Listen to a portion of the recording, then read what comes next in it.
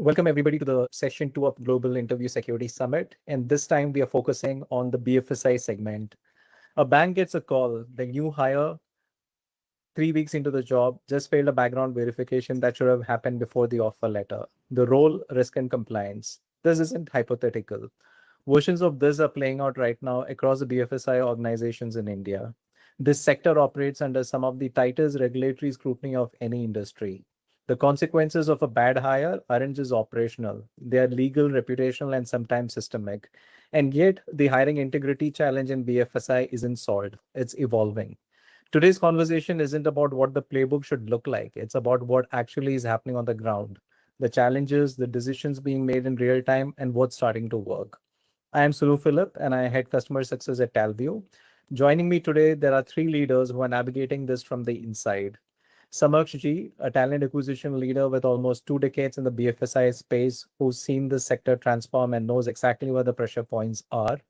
Shabir Ahmed, heading staffing and HR systems at Karur Vaishya Bank, so sitting right at the intersection of hiring operations and banking compliance. And Ritu Arora, corporate vice president of HR at Canada HSBC Life, bringing the insurance sector lens to a conversation that affects both sides of BFSI equally. Welcome, Ritu, Shabir, and Samaksh. Thanks a lot for joining in. Thanks, I want to Hello, everyone. I want to start somewhere real, not frameworks or future strategies. I want to hear from each one of you about a specific challenge you have actually navigated. Think of it as your moment of truth on hiring integrity. It could be a process gap you discovered, a situation that changed how you screen, a decision that was harder than it should have been. Samaksh, you've been in the sector long enough to have seen it from multiple angles. I'll start with you. What's one specific challenge or situation around hiring integrity that shaped how your organizations approaches it today? Nice question, Sanu. So recently we were supposed to hire about 40 modern data engineers. Now I'm saying modern data engineers because these are not regular data engineers. They are really modern. We are in back end, front end, including DevOps. Everything is combined together in the single role. Now, what happens is that these are roles, the new roles in the market, difficult to find candidates. And when we go out in the market, we get against one role, we get 50 applications, right? So as at a recruiter level, it is impossible to screen the resumes. It is impossible to validate which is a good resume or a bad resume.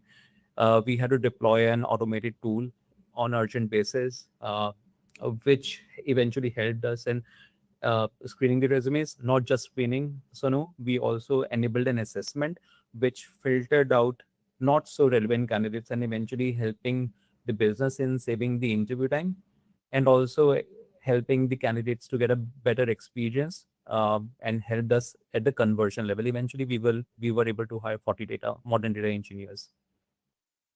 Brilliant. That's very interesting, Samaksh, that while you're focusing on the entire aspect of policy and how it is, the experience of the candidates is also something that you were able to match up. So brilliant. Shabir, from your role heading staffing and HR systems at KBB, what's a hiring integrity challenge that's been real and messy to navigate for you? Nothing with specific to KVB. Generally, if I look back in my journey in my previous associations also, see, the integrity is not something which is very obvious. The integrity issues come in the gray areas, which we find in the, right from the beginners to the senior most level hires also. So one specific thing which I wanted to maybe, bring it to the forum is, there was an incident where one of the senior level of hire, we almost finalized the candidate because the position has been vacant for quite some time. It's a business role, so a lot of pressure on HR and also the concerned vertical head to ensure closure. We almost finalized. It's like that was the candidate we've been waiting for. So to that level of fit. But then unfortunately, right, there was some negative feedback from the market. The BGV report was clear. Okay. And there's no regulatory bars. There's nothing on record per se, but usually when you hire at that level, right, you do a sort of ref check within the industry. So we got some negative feedback, which is not otherwise so easy for us to take it up. So we had to say no.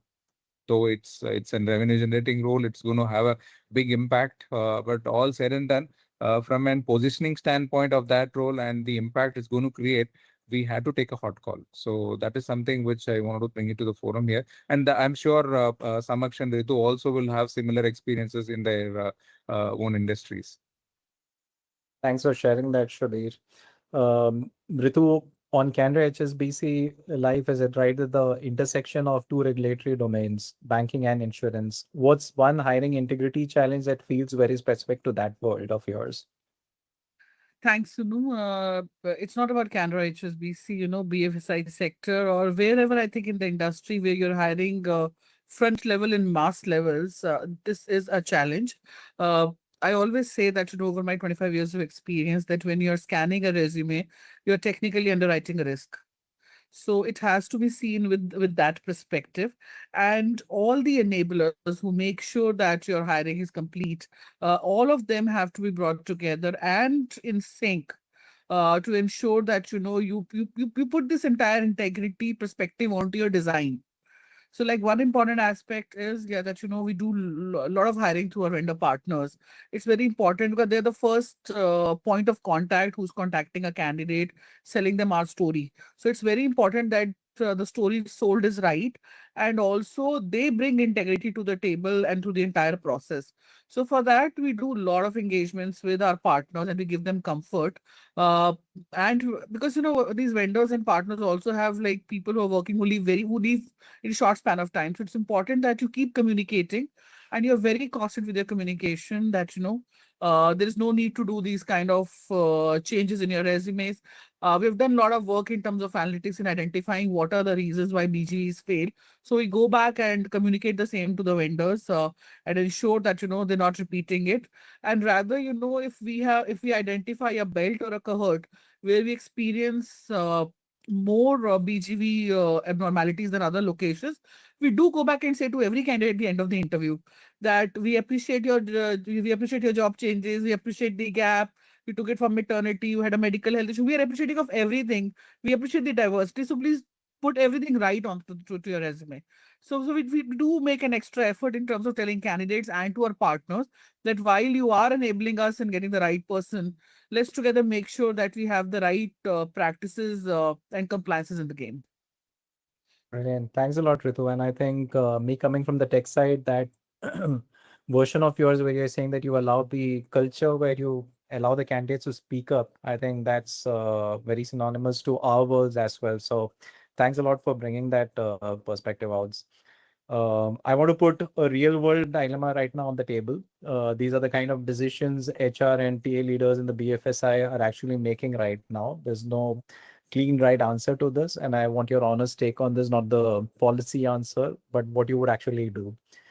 This is around the speed versus security. So your hiring process now includes a robust integrity check, background verification, credential validation, digital identity screening. It all works, but it adds in 3 weeks of your time to join. The business is pushing you back. Leaders are saying we're losing candidates. Competitors are moving faster. Simplify this. So what do you do? Do you hold the line even if it costs you offers? Do you create a fast track tier for certain roles, or how do you decide which roles qualify? Has anyone actually faced this pushback, and what really happened? It's an This is Go ahead, yeah. Shobhi. Go ahead, Ritu. I was just going to say that it's an everyday story we all HR folks are dealing with. But yes, HR is the one who's calling the shots, but not alone, in partnership with sales. This is the last pressure we want to give to sales that, the BGV is not correct and there's something that could happen. But yes, we do, we do fast track roles. We do have conversations. We do try taking a lot of offline, feedback on the candidate. But we don't want to compromise quality for time, but at the same time we don't want to be the lazy ones who are taking forever on the on the BGV as well. So we understand business, HR is all about empathy, otherwise else nothing is in our own hand. So we understand there are business targets which are also on our head. So we make sure that we have a common platform and we bring the timelines to a level which is acceptable. At times, if we think things are going beyond and we're not getting a clearance, then we go out and do a lot of unsolicited interview conversations with people to figure out if all is fine. Great. Yeah, Thanks. just to Shab- add to Ritu, in financial services, especially in banking, this integrity has to outweigh urgency. Okay, we all know that everything is urgent, nothing is not urgent here. So what maybe I would like to add to what Ritu said is, I would kind of bring them to a platform by asking questions like, will you feel good after 6 months of this hire? So at the same time, if there is a regulatory audit or inspection type of thing comes and sits on your table, will you be able to answer to this question? So those kind of questions, like maybe gives them a different perspective and then tries to make them think in the way we are thinking, because we are not an independent player in the game. We are also very much in the same game. We also have the skin in the game. So, but make sure that we will have to bring them to our orientation. Otherwise, their focus is very immediate term. So if I am hiring this guy, what is my immediate business result? So only that much is the perspective which they carry. So that's my take, Sunu, on this. Thanks, Shabir. Samaksh, your comment. So a different perspective, and when I say different perspective, could be different organizations, could be different roles. When I say different organization, I never had one single policy in all the organization it worked for. So what is meeting the expectation of the market? You have to be realistic around that, right? So when we say the integrity issues, negative background verifications, if where it happens at the junior level, right? Maximum it has happens at the junior level. So how can we be more realistic in our approach at an organization level? Again, I don't want to comment on how certain organizations would managing it, but I would want to say that let's be a little flexible. Let's be more realistic. That what meets our expectation at an organization, I will design it accordingly. That's one. The second is um, we also touched upon uh, that how can we ensure that candidates are also be cognizant of that they are also not doing this kind of silly mistakes of manipulating their resumes, right? So how can we be transparent around the communication? So if we are very transparent around the communication and we are writing in black and white at different places and different engagement activities, I think that is going to help really ease out the pressure from both the sides, the HR, the organization as a business, and the candidates.